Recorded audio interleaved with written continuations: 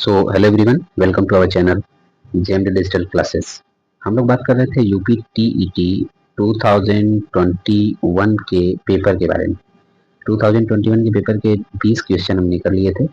आज लास्ट के 10 क्वेश्चन कर लेंगे, जिसमें 2021 का पूरा पेपर समाप्त हो जाएगा। ईवीएस का, ठीक है, इन्वायरमेंटल स्टडीज की बात कर रहे थे। साथ ही साथ मैथ की भी शुरुआत करनी है, लेकिन अभी उसको आराम से किया जाएगा। फिलहाल ईवीएस को देखते हैं। इसमें आज का जो भाग है, भाग 3, इस भाग 3 का पहला सवाल है आपके सामने। सवाल क्या है कि मकर रेखा किस अक्षांश पर स्थित है। मकर रेखा जो है किस अक्षांश पे स्थित है। Tropic of Capricorn is at, किस अक्षांश पे स्थित है मकर रेखा। 23.5 डिग्री दक्षिणी, 23.5 डिग्री उत्तरी, 23.5 डिग्री पूर्व या 23 डिग्री साउथ, बताइए। देखिए, अगर मकर रेखा की बात करें तो मकर रेखा जो स्थित है वो कहाँ पे है, 23.5 डिग्री साउथ यानी कि दक्षिणी अक्षांश पे स्थित है।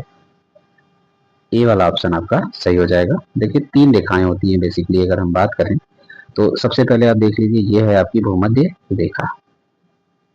भूमध्य रेखा 0 डिग्री, इसको भूमध्य रेखा के नाम से जाना जाता है। भूमध्य रेखा पृथ्वी को 2 भाग में बांट देती है, एक उत्तरी गोलार्ध और एक हो जाता है आपका दक्षिणी गोलार्ध। ठीक है, ये दक्षिणी गोलार्ध हो जाएगा। उसके बाद 23.5 डिग्री पे उत्तरी गोलार्ध में 23.5 डिग्री रेखा को कहते हैं कर्क रेखा, और दक्षिणी गोलार्ध में 23.5 डिग्री अक्षांश रेखा को कहते हैं मकर रेखा। हमसे पूछा क्या गया है कि मकर रेखा जो है, सवाल यह है कि मकर रेखा किस अक्षांश पे स्थित है। तो मकर रेखा की अगर बात करेंगे तो ये 23.5 डिग्री दक्षिणी अक्षांश पे स्थित है। देखिए, अगर ये इसमें एक बेसिक कंफ्यूजन ये होती है कि ये आपकी भूमध्य रेखा हो गई, ये 23.5 डिग्री उत्तरी अक्षांश रेखा हो गई, और ये 23.5 डिग्री दक्षिणी अक्षांश रेखा हो गई। तो ऊपर वाली होती है कर्क और नीचे वाली होती है मकर। कंफ्यूजन क्या होती है कि भारत से कर्क रेखा होकर गुजरती है और भारत में होती है मकर संक्रांति।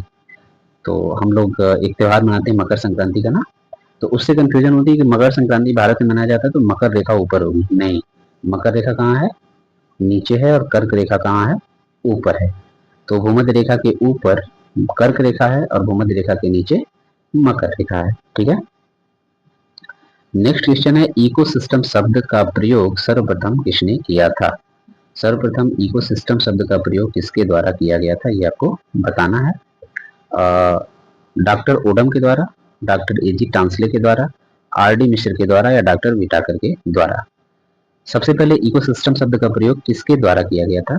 तो देखिए, इकोसिस्टम शब्द का सबसे पहले जो प्रयोग किया था वो किया था डॉक्टर एजी टांसले ने।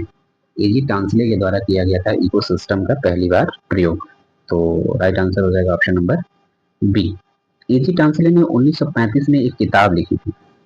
किताब कब लिखा था इन्होंने, 1935 में। किताब का नाम था इकोलॉजी। इकोलॉजी नामक पुस्तक इन्होंने 1935 में लिखा था, और इसी किताब में इन्होंने क्या किया था, सबसे पहले इकोसिस्टम शब्द का प्रयोग किया था।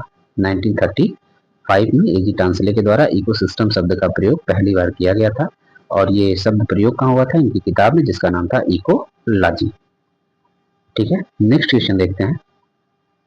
यह है कि घास भूमि पारिस्थितिकी तंत्र की खाद्य श्रृंखला का सबसे उच्च स्तर कौन होता है। जो घास भूमि पारिस्थितिकी तंत्र है, या फिर बेसिकली जो खाद्य श्रृंखला है, उसमें सबसे उच्च स्तर पे कौन होगा। जीवाणु, मांसाहारी, शाकाहारी, या फिर दोनों। इसमें से सही क्या होगा, बताइए।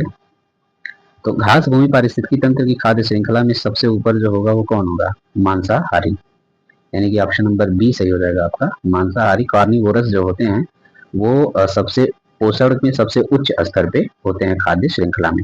जैसे ये देखिए कि सबसे पहले आप देखिए प्रोड्यूसर है, मतलब ये घास है। घास क्या है, प्रोड्यूसर यानी उत्पादक है। ठीक, अब ये घास पे बैठा टिड्डी। टिड्डी क्या है, प्राइमरी कंज्यूमर, प्राथमिक उपभोक्ता है। टिड्डी घास को खा रहा है, ये प्राथमिक उपभोक्ता हो गया। टिड्डी को मेढक ने खा लिया, ये सेकेंडरी कंज्यूमर है। मेढक को सांप ने खा लिया, ये टर्शियरी कंज्यूमर है। लेकिन सांप को भी कौन खा रहा है, चील। तो चील टॉप कंज्यूमर है, यानी कि सबसे ज्यादा जो ऊर्जा का संचार जाएगा वो किसमें जाएगा, जो टॉप कंज्यूमर होगा, यानी कि मांसाहारी जो होगा। बेसिकली इसमें दिए गए ऑप्शन के हिसाब से मांसाहारी। ठीक, तो ये पूरी की पूरी फूड चेन हो गई आपकी। उत्पादक, प्राथमिक उपभोक्ता, द्वितीयक उपभोक्ता एंड तृतीयक उपभोक्ता। इसके बाद ऊपर के जो है टॉप कंज्यूमर वो तो रहते ही रहते हैं। तो इसमें सबसे उच्च स्तर पे जो होगा वो हो जाएगा आपका मांसाहारी यानी कि कार्निवोरस। नेक्स्ट क्वेश्चन है कि पृथ्वी के सबसे निकटवर्ती वायुमंडल स्तर का नाम क्या है। पृथ्वी के जो सबसे निकटवर्ती वायुमंडल स्तर है उसका नाम बताना है। मध्यमंडल, क्षोभ मंडल, समताप मंडल या फिर आयन मंडल, इसमें से राइट आंसर क्या होगा। तो देखिए पृथ्वी का जो सबसे प्रमुख निकटवर्ती स्थल है या पृथ्वी के जो सबसे पास में स्थित स्थल है उसको क्षोभ मंडल या ट्रोपोस्फेयर के नाम से जाना जाता है। राइट आंसर हो जाएगा क्षोभ मंडल। अब ये पांचों मंडल हैं, इनको देख लेते हैं। सबसे पहले तो देखिए ट्रोपोस्फेयर, क्षोभ मंडल, स्ट्रेटोस्फेयर, संताप मंडल, मीजोस्फेयर यानी कि मध्य मंडल, थर्मोस्फेयर, आयन मंडल और एक्सोस्फेयर बहिर्मंडल। पांच मंडल टोटल हमारे जो है ऊपर के आकाश को या फिर हमारे अंतरिक्ष तक की दूरी जो है उसको पांच मंडलों में बांट के रखा गया है। ट्रोपोस्फेयर 0 से 12 किलोमीटर की ऊंचाई होती है। पृथ्वी से ऊपर 0 से 12 किलोमीटर की ऊंचाई को हम ट्रोपोस्फेयर के नाम से जानते हैं। जो छोटी जहाजें और हेलीकॉप्टर वगैरह होते हैं वो ट्रोपोस्फेयर में ही उड़ते हैं। स्ट्रेटोस्फेयर की अगर बात करेंगे यानी कि ये क्षोभ मंडल के बाद समताप मंडल, समताप मंडल में 12 से लेके 50 किलोमीटर तक की ऊंचाई समताप मंडल की कही जाती है। और सप्ताप मंडल में जो है बड़े बड़े जो जहाजें उड़ती हैं वो समताप मंडल में उड़ती हैं। समताप मंडल में एक चीज और याद रहती है, ओजोन लेयर पाई जाती है। 20 से 30 किलोमीटर की ऊंचाई पर ओजोन लेयर पाई जाती है। ओजोन से याद आया, एक क्वेश्चन आप लोग बताइए कि ओजोन दिवस कब मनाया जाता है। ओजोन दिवस कब मनाया जाता है इसको आप लोग जरूर बताइएगा, ठीक है। उसके बाद आपका मेसोस्फीयर यानी कि मध्यमंडल 50 से 80 किलोमीटर, थर्मोस्फीयर जो होता है वो 80 से 700 किलोमीटर और 700 से ईबब चले जाएंगे तो एक्सोस्फीयर या बहिर्मंडल हो जाता है। तो ये पांच मंडल होते हैं।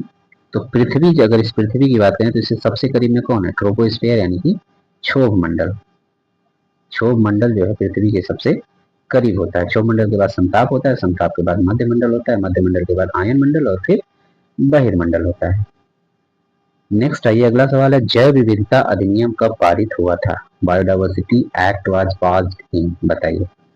जो भारतीय संसद द्वारा जैव विविधता अधिनियम कब पारित किया गया था, इसको बताना है। 16 अक्टूबर 1990, 10 दिसंबर 1980, 10 मई 1972 या फिर 10 दिसंबर 2002।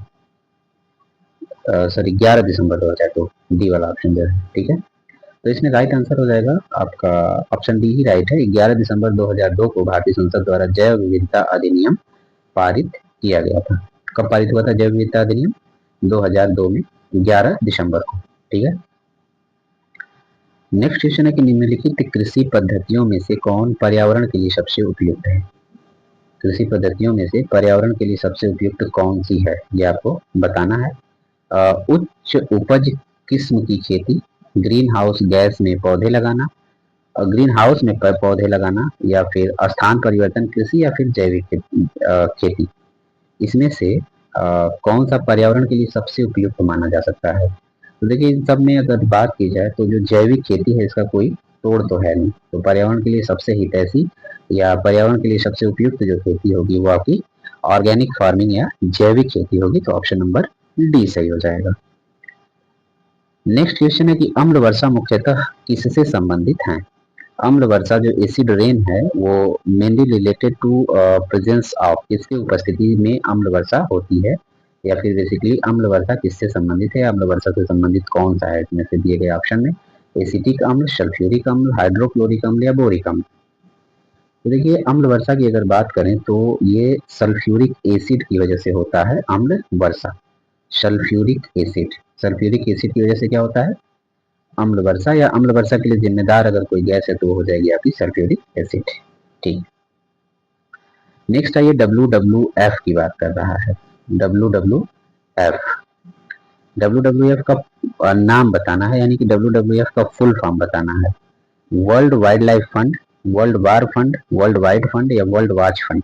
WWF का पूरा नाम क्या है, तो WWF का पूरा नाम हो जाएगा option number A, world wild life fund. WWF का फुल फॉर्म क्या हो जाएगा, वर्ल्ड वाइल्ड लाइफ फंड। वैसे WWF की अगर बात करें तो world wide fund of nature इसका फुल फॉर्म है, जो कि एक क्या है, अंतरराष्ट्रीय गैर सरकारी संगठन है और इसकी स्थापना हुई थी 1961 ईस्वी में। 1961 ईस्वी में यह स्थापित हुआ था और इसका मुख्य उद्देश्य है पृथ्वी के प्राकृतिक पर्यावरण को बचाना और मानव प्रभाव को कम करना। ठीक, तो 1961 में WWF। अच्छा, इसका एक होता है लोगो, क्या है WWF का लोगो? है सफेद पांडा। सफेद पांडा जो है इसके लोगो में लगा रहता है, तो सफेद पांडा लोगो भी याद रखिए। 1961 में इसकी स्थापना हुई थी, इसको भी याद रखिए। नेक्स्ट है फूलों की घाटी कहाँ स्थित है? Valley of flowers is located at. फूलों की घाटी कहाँ स्थित है? सिक्किम में, हिमाचल प्रदेश में, जम्मू कश्मीर में या फिर उत्तराखंड में? तो फूलों की घाटी की अगर बात की जाए तो फूलों की घाटी आपकी स्थित है उत्तराखंड में। उत्तराखंड में एक जिला है चमोली। उत्तराखंड के चमोली जिले में स्थित है फूलों की घाटी। फूलों की घाटी जो है उत्तराखंड के चमोली जिले में स्थित है। ये उत्तराखंड का मैप है। इसमें एक जिला आप देख रहे होंगे, ये जिला है चमोली, और यहीं पे स्थित है क्या? आपकी फूलों की घाटी। फूलों की घाटी आपकी उत्तराखंड के चमोली जिले में स्थित है। नेक्स्ट क्वेश्चन है कि भारत में प्रदूषण की मात्रा का मापन किस एजेंसी द्वारा किया जाता है? भारत में जो है प्रदूषण की मात्रा का जो मापन है वो किस एजेंसी के द्वारा किया जाता है? केंद्रीय जल आयोग के द्वारा, केंद्रीय प्रदूषण नियंत्रण बोर्ड के द्वारा, ग्रीन ट्रिब्यूनल के द्वारा या सर्वे ऑफ इंडिया के द्वारा? तो देखिए इसका राइट आंसर हो जाएगा केंद्रीय प्रदूषण नियंत्रण बोर्ड। बी ऑप्शन से हो जाएगा। भारत में जो प्रदूषण की मात्रा का मापन किया जाता है वो किया जाता है केंद्रीय प्रदूषण नियंत्रण बोर्ड के द्वारा। ठीक, नेक्स्ट है आपका कोटोपैक्सी एक सक्रिय ज्वालामुखी है जो कहाँ स्थित है? कोटोपैक्सी ज्वालामुखी के बारे में पूछा जा रहा है और इसका लोकेशन पूछा जा रहा है। Cotopaxi is an active volcano situated in, कहाँ पे स्थित है? एंडीज में स्थित है, हवाई में स्थित है, सिसिली द्वीप में या फिर रॉकीज पर्वत? कहाँ पे स्थित है कोटोपैक्सी ज्वालामुखी? एक सक्रिय या जागृत ज्वालामुखी है। तो देखिए कोटोपैक्सी ज्वालामुखी की बात करें तो ये एंडीज पर्वतमाला में स्थित है। एंडीज पर्वतमाला में स्थित है कोटोपैक्सी ज्वालामुखी, और ये एक सक्रिय ज्वालामुखी है। अगर इसको मैप में देखने की कोशिश करें हम, तो ये हो जाएगा आपका साउथ अमेरिका, दक्षिण अमेरिका है। दक्षिण अमेरिका के मैप में आएंगे तो इक्वाडोर में आपको मिलेगा कोटोपैक्सी। कोटोपैक्सी एक सक्रिय ज्वालामुखी है और यहाँ पे आपकी इंडीज पर्वतमाला है। तो इसी इंडीज पर्वतमाला पे स्थित है कोटोपैक्सी ज्वालामुखी।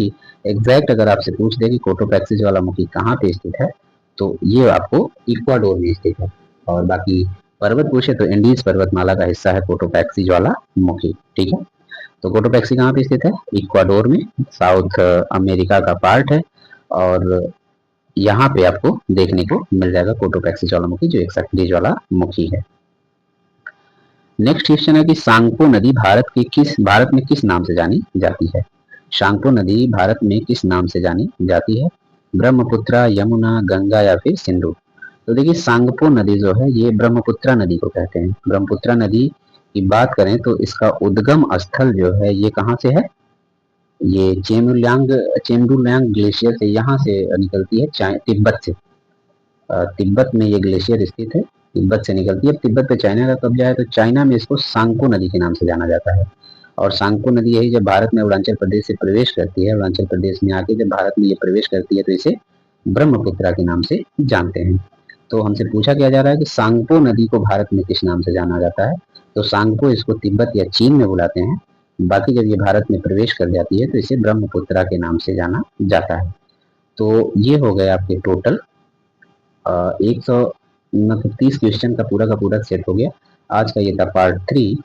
अब हम लोग मिलेंगे नेक्स्ट वीडियो में नेक्स्ट ईयर के पेपर के साथ। तो फिर मिलते हैं, तब तक के लिए थैंक यू।